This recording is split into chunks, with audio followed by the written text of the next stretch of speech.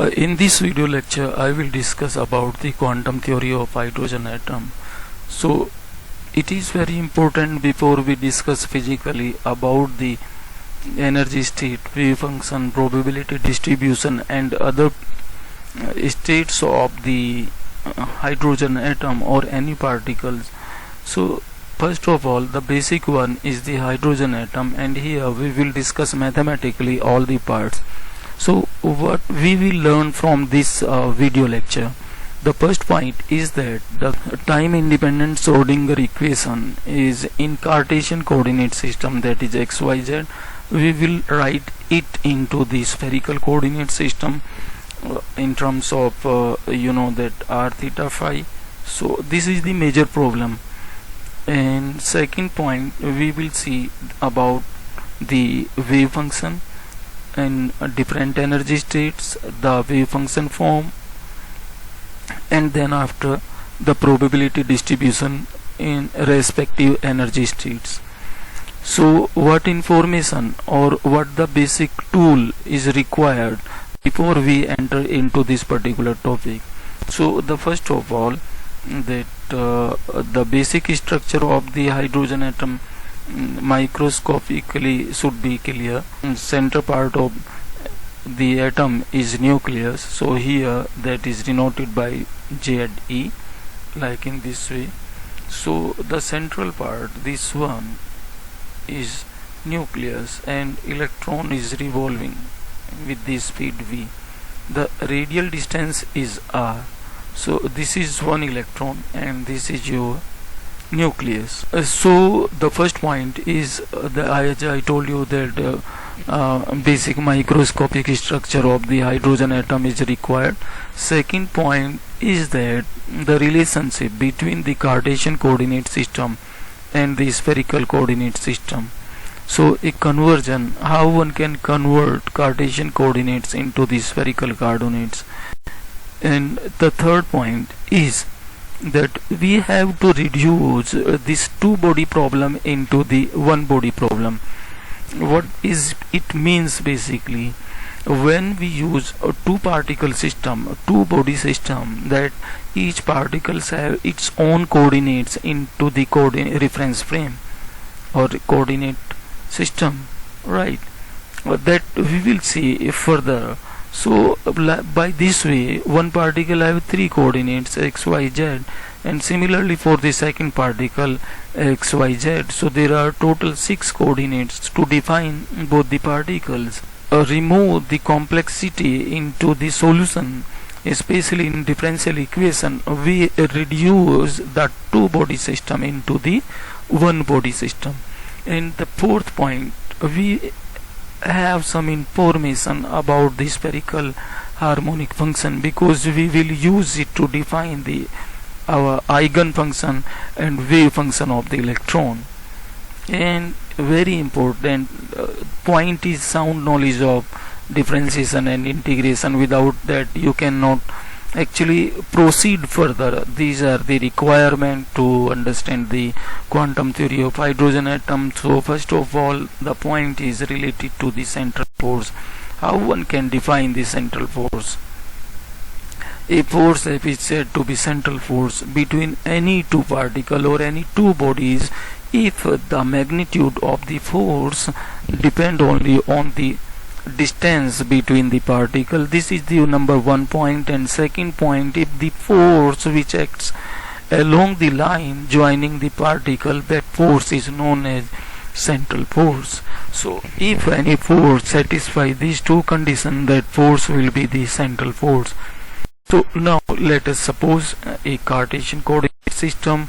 There are two particles, capital M number 1, a small m design with number 2, and the position vectors of these two particles with respect to the origin of this coordinate system are r1 and r2. The distance between these two particles is denoted by vector r, that is the position vector. So here central force is defined by the capital F vector, that is equal to Fr into unit vector r, where Fr is the magnitude of that force and unit vector r is the direction the direction of the force. So here I just define simply that unit vector r, I hope you know that unit vector r is equal to the ratio between vector r upon mode of vector r, that is the magnitude. So this is the idea of central force. Now the second point is about the potential energy. The potential energy in this spherical system we are considering is spherically symmetric. So distance between two particles, you know, that is r, right? So potential energy will be function of r. And the most important point, that potential energy is spherically symmetric. Here suppose now x1 y1 z1 and x2 y2 z2 are the rectangular coordinates of these particles m and small m. So the distance between these two particles can be defined by this way: r is equal to square root of the differences between the x coordinates of those two particles and square of that, and similarly y2 minus 1 y1 square and z2 minus z1 whole square. So this is the distance when we are considering the two particles in a system, right? So now these are the 3 points which I told you right now. Number 1 was the central force, number 2 was the potential energy, that is spherically symmetric, and at number 3 I told that how much is the difference between the two particles in terms of r, how one can calculate that. Now what we will do, we will transform the two body system into one body problem. Why two body problem we are reducing into the one body problem? You can ask this question, right? Actually what happens when we play with the two body problems, as you have seen earlier, we are writing 6 coordinates: x1 y1 z1 x2 y2 z2, and then further the distance between those two particles is equal to r, is equal to as a square root of x2 minus x1 square y2 minus y1 square. So if we use two body problems, then that time we have to use this r in terms of these coordinates of those two particles. So what we are doing, we are just converting, we are just transforming two body system into a one body problem. So here we assume that the first point, ki lighter particle is moving with respect to the heavier one. So there are two assumptions to make it. Number 1, assuming m is infinitely large as compared to the small mass m. So the capital mass m will be at rest with respect to the second particle, that is small. And the second assumption, origin of the coordinate system is at the mass m. So these are the 2 points which we have to consider. So here in this coordinate system you can see that at the center of this one, that is the heavier particle capital M, and small m is moving here or in any other direction, right? No one can give the direction according to the situation problem. So we consider the motion of this particle with respect to the heavier one in one body problem, and at the center of this coordinate system, at the origin, the heavier mass is kept, is placed, right? So now the next point, the Schrodinger equation, the time independent Schrodinger equation in Cartesian coordinate system, as you know that one can write, is del square psi upon del x square plus del square psi upon del y square plus del square psi upon del z square plus 2m upon h cross square e minus v psi is equal to 0. So this is the Schrodinger equation in 3-dimensional space, where psi is the wave function that is depends on the x, y and z. Right, so after transforming this two body problem into one body problem, the Schrodinger equation in spherical coordinates. But before that we go further, again I am telling you that psi is just a mathematical function. There is no physical significance of psi, it's just a mathematical function, while mod psi square define the probability of the particle in a particular region, in a particular space of the atom.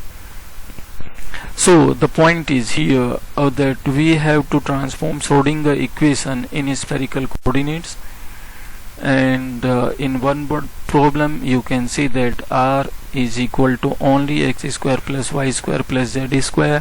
Why? Because the second particle, the heavier mass, is at the origin, and that's coordinate r, x is equal to 0, y 0, z 0. And the point of potential energy, so here potential energy is spherically symmetric as we had discussed earlier. So that is the function of x, y, z. Now we have to convert it also in terms of r, theta and phi. Right, so Schrodinger equation in spherical coordinates. For that purpose we will use this relationship between the Cartesian coordinate system and the spherical coordinate system. As you know that x is equal to r sin theta cos phi, y you can write in terms of r theta phi, in spherical coordinates r sin theta sin phi, and z is equal to r cos theta. From this relationship further we can write that y upon x is equal to tan phi. Put the value of y, put the value of x, simplify it, you see here r sin theta cancel out, so you are getting tan phi. So tan phi is equal to y upon x, one result, and from the third one cos theta is equal to z upon r. When you square the first one, second one and third one and add all these three, ultimately you get this r square. So r square is equal to x square plus y square plus z square. Right, so now we have two sides. Number one is this one which you are looking here, x, y, z in terms of r theta phi, and second one, this is the b set.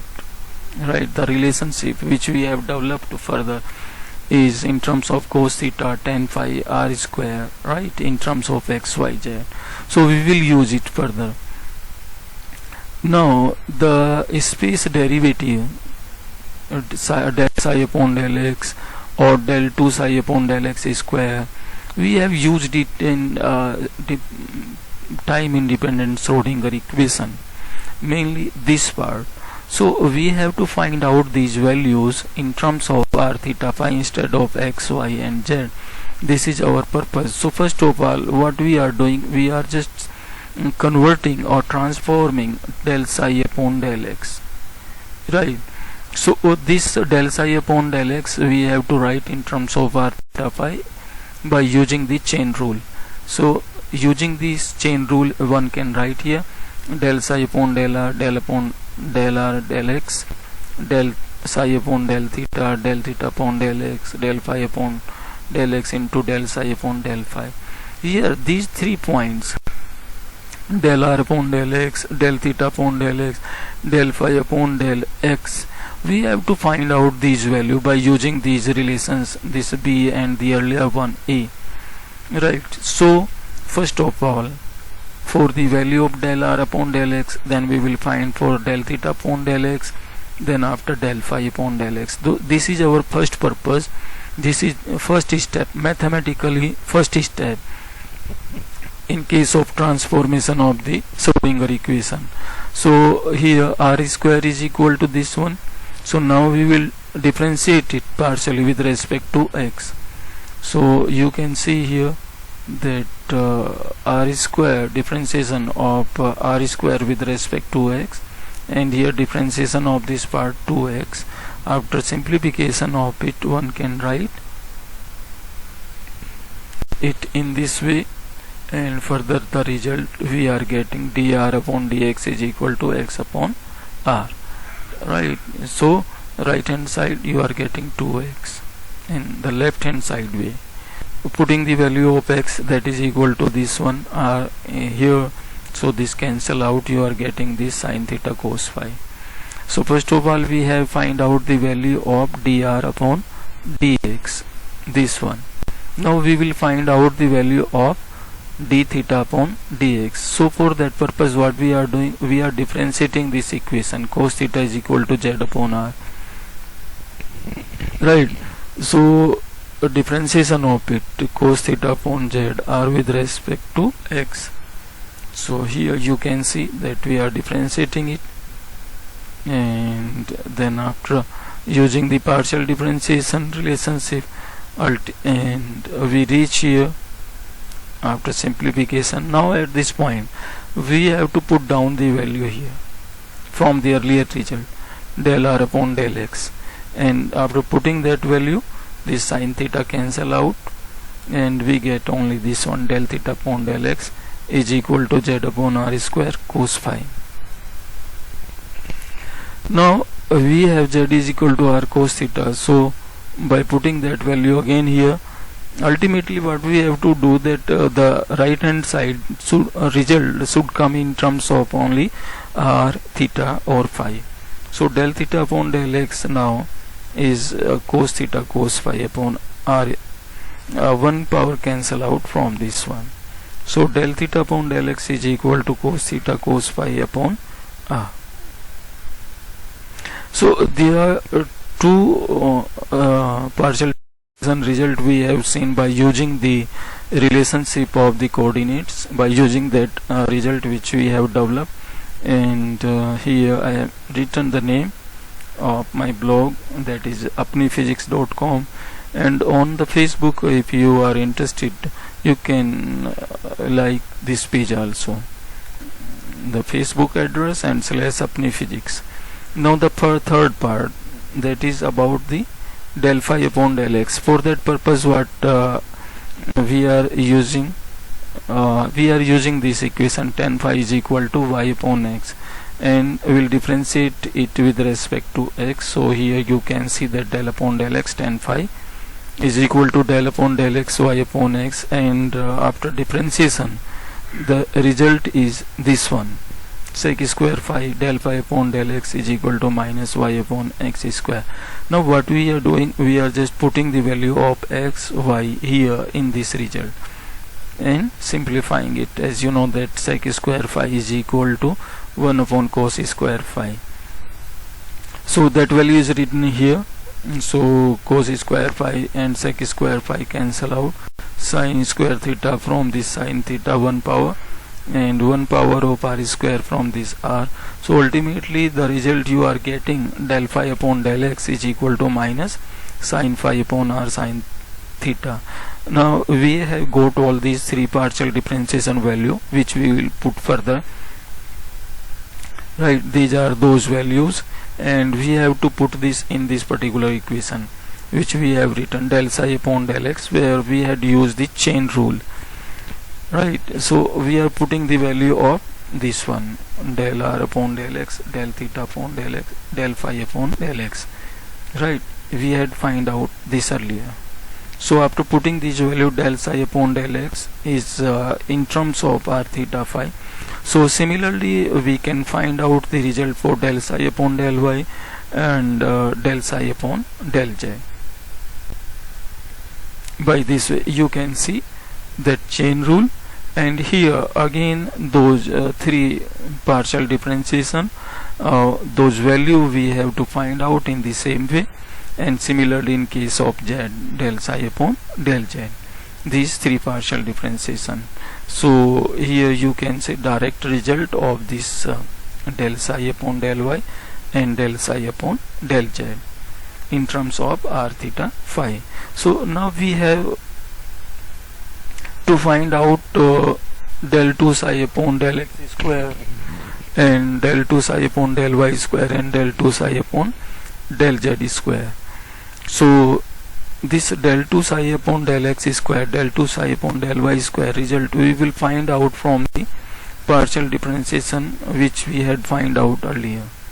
So now writing this in this way, that del 2 psi upon del x square is equal to del upon del x del psi upon del x, right? We are differentiating this factor with respect to x, you can see, and further in terms of r we can write it in del upon del r del psi upon del x. This is equivalent to that one, right, as we had written earlier. So this partial differentiation with respect to r can be written further. I hope I have made it clear that how I am approaching this del 2 psi upon del x square in terms of this factor. And the point is that we had already find out the value of del psi upon del x. So now in terms of r theta phi, so del 2 psi upon del x square, you can write the first part in terms of r, then theta, and then phi. So you can expand this result in terms of r theta phi. So here del r upon del x, del theta upon del x, del phi upon del x, these values we had already find out, if you remember, right? So we have to just put these value here. So that is this one, sin theta cos phi. Rest of the part as it is, this one as it is. We are just putting the value of this partial differentiation from the earlier result, and here this one from the earlier result, and same here, the rest of the part as it is. So similarly we can write for the second one, del 2 psi upon del y square in terms of r, theta, and phi. We can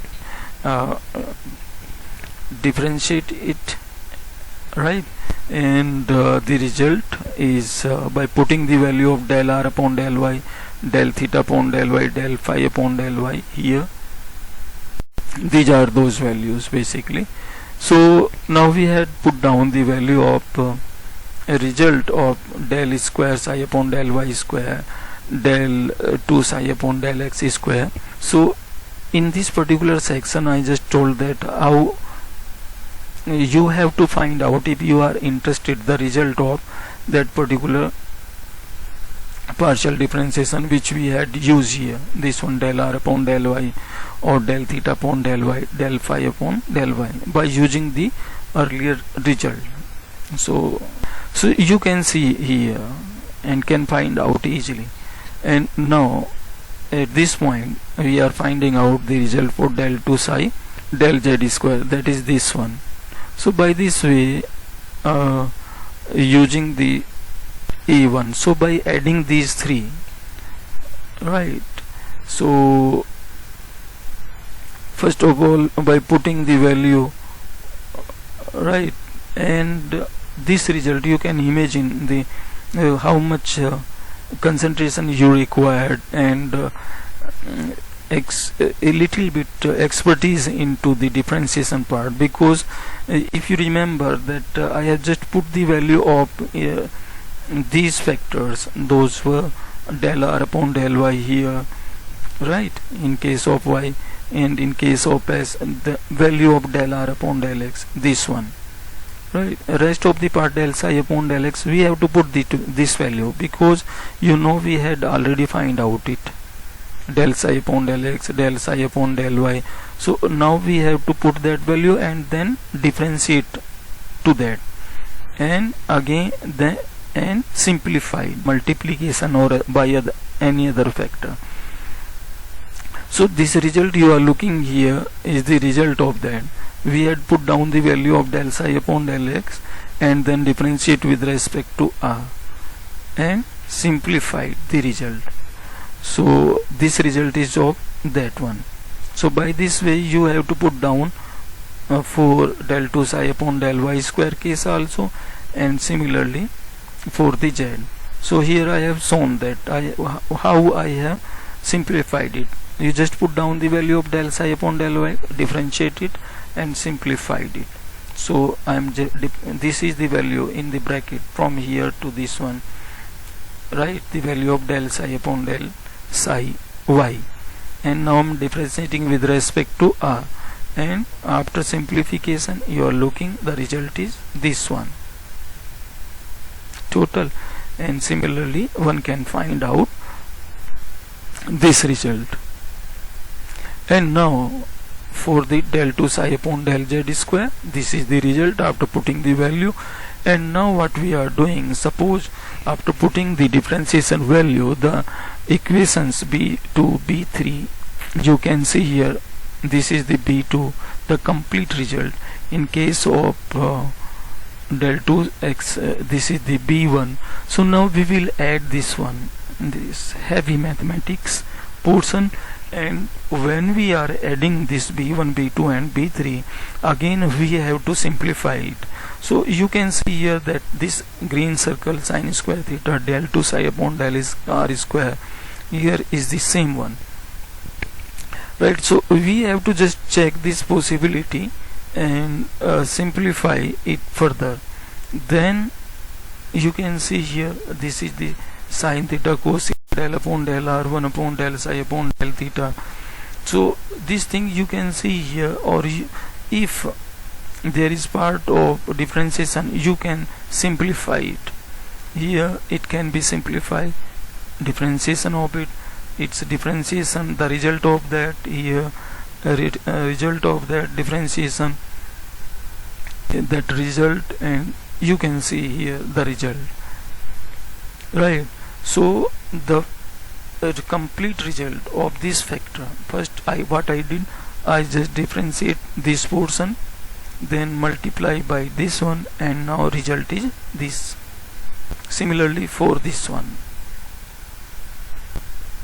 And at the last, what we had we find out this particular result, and again we have to simplify it, right? So you can see here that which factor can cancel and which factor can exist. So ultimately at the last the result is this one, del 2 psi upon del r square plus 2 upon r del psi upon del r plus. So this is the mathematical result, which can further reduce in terms of, because this factor, the first two terms can be written as by this way.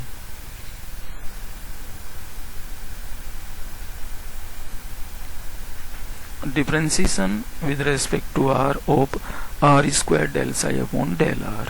And similarly for the next one, you can write 1 upon r square del 2 psi upon del theta square plus cot theta is equal to cos theta upon sin theta. That is written into this way, rest of the terms as it is.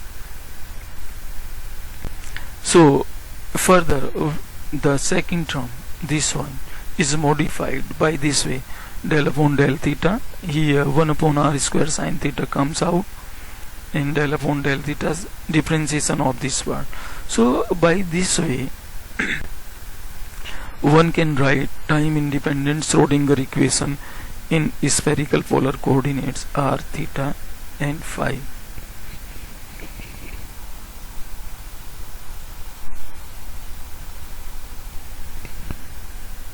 So the main point which you have seen here, it was just a mathematical part to write the Schrodinger equation in terms of r, theta, phi.